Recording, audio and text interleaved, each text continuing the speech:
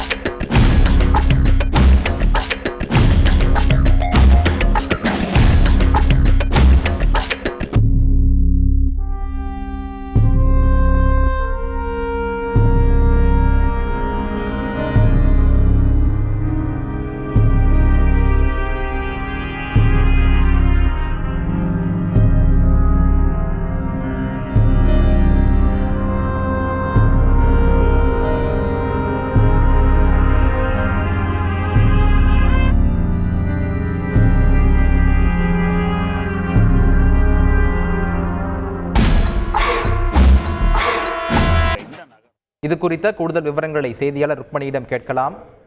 ருக்மணி, வணக்கம். இந்த செயல் குறித்து சம்பந்தப்பட்டவர்கள் மீது எதுவும் நடவடிக்கை எடுக்கப்பட்டிருக்கிறதா? முழு விவரங்கள். வணக்கம்.